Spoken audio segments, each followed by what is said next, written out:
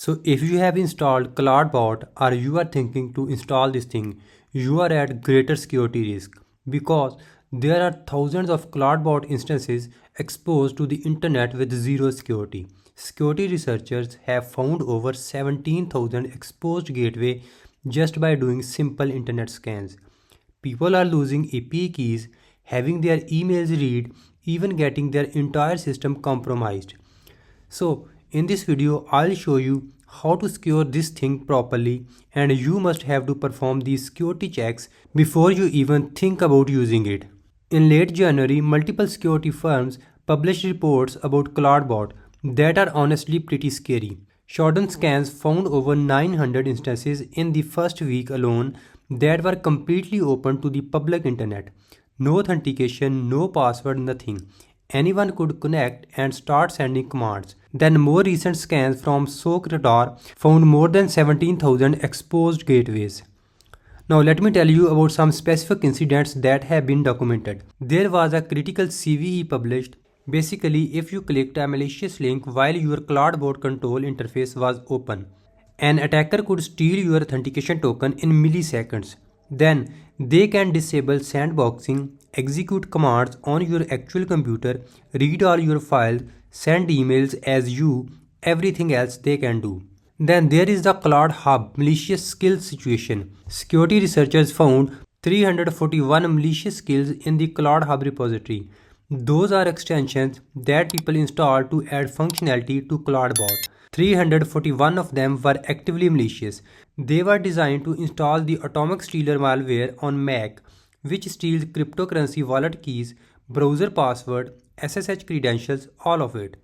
The official OpenClaw documentation itself on their security page says there is no perfectly secure setup. They are being honest about this risk, which I respect, but that should tell you everything you need to know.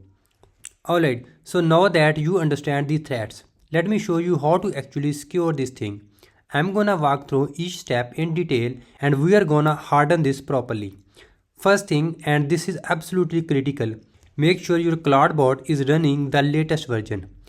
Now let's configure the gateway binding properly. Open terminal and run this command to edit the configuration file of ClawdBot. This opens your ClawdBot configuration file. Find the gateway sections. You should see something like this. Gateway :bind :loopback. Port :18789. Makes absolutely sure bind is set to loopback, not LAN or 0.0.0. Loopback means it's only accept connections from your own computer. This is the most secure setting, and if you need a remote access, we will handle that properly using SSH tunnels. Next, make sure authentication is enabled. In that same gateway section, you should see auth mode token. If mode is set to anything other than token or password, change it to token. Then make sure there is actually a token set. It should be a long random string. If you don't see one, you need to generate one. You can run OpenClaw config getGateway.auth.token to see your current token. If it's empty or missing, generate a new one by running this command. Copy that output and set it as your token by running OpenClaw config setGateway.auth.token followed by your token you just generated. Now let's enable sandboxing. Sandboxing means that when OpenClaw execute commands, they run inside a Docker container instead of directly on your system. So even if something goes wrong or if the AI gets tricked by a prompt injection attack, the damage is contained to that container only. In your config file, find the agent section, then default, then add this. Mode all means every single session runs in a container, even your personal direct messages. You could set this to non-main, which would only sandbox group chats and other people's sessions. Scope sessions means each conversation gets its own isolated container. And workspace access none means the container cannot even read your OpenClaw workspace directory. This is the most secure setting which we can use. For sandboxing to work, you need to install Docker.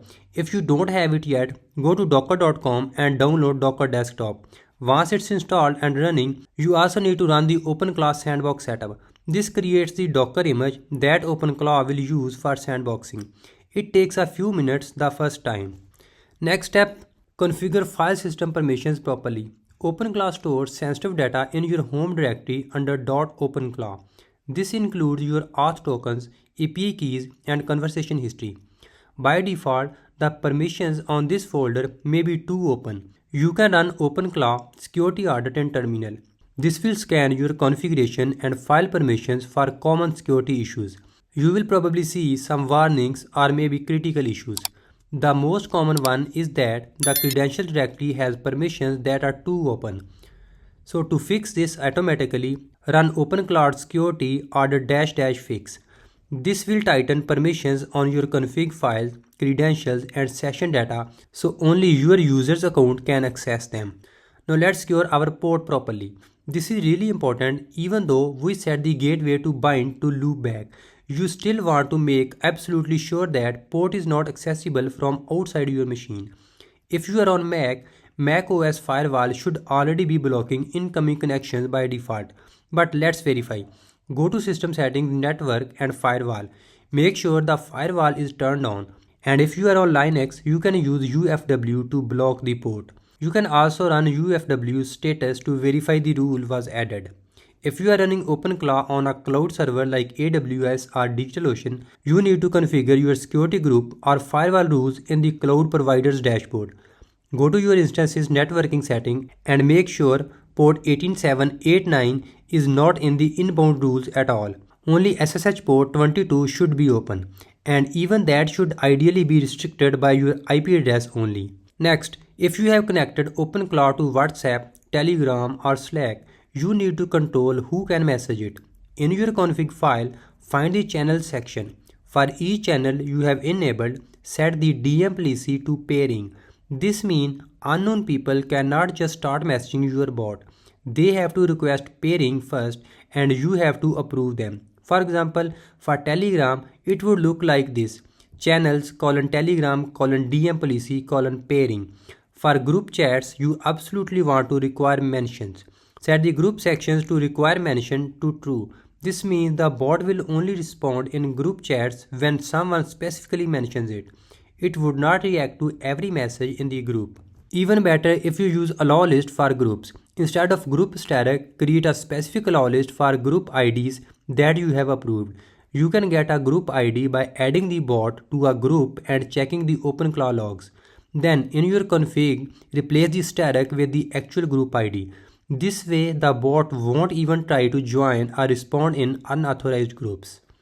Also, OpenClaw has a bunch of tools it can use: file system access, shell execution, browser control, all of it.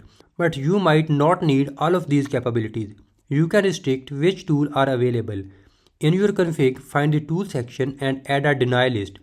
For example, tools :deny : and then a list like access and browser. This would disable shell execution and browser control entirely. The bot can still read and write files, but it cannot run commands or open a browser. You can adjust this based on what you actually need the bot to do. And if you are installing skills from ClawHub or other resources, be extremely careful. After 341 malicious skills were discovered, the ClawHub added a reporting system. But that does not mean everything there is safe. Only install skills from verified developers or skills that you are personally reviewed the code for. When you install a skill, OpenClaw downloads it into your skills directory. Before running it, open that skills folder and read through the skill.md file and any script it includes. If you see anything suspicious like download from unknown URLs or attempt to access your home directory, do not use that skill. Also, most importantly, after every change, you should run the security audit regularly, especially after making config changes or installing updates. Make it part of your routine. Once a week, run OpenClaw security audit -fix just to make sure nothing had drifted. Also, check your OpenClaw logs regularly. The logs are stored in your .openclaw directory. Look for unusual activities, errors, or failed authentication attempts. If you see a lot of failed auth attempts, that could mean someone is trying to brute force your token. And finally, stay updated. The OpenClaw project is moving fast. Security patches are being released regularly. Follow the OpenClaw GitHub repository and turn on notifications for new releases. When a new version comes out, especially if it's a security update, install it as soon as possible. So, overall, OpenClaw is powerful and impressive technology, but with great power comes great responsibility, and in this case, great risk if you don't set it up right. Don't be one of the 17,000 exposed instances. Take the time to harden your setup before you start using it for anything important. Alright, so I hope you enjoyed it. If you did, please hit the like button and subscribe to the channel, and I will see you in the next video.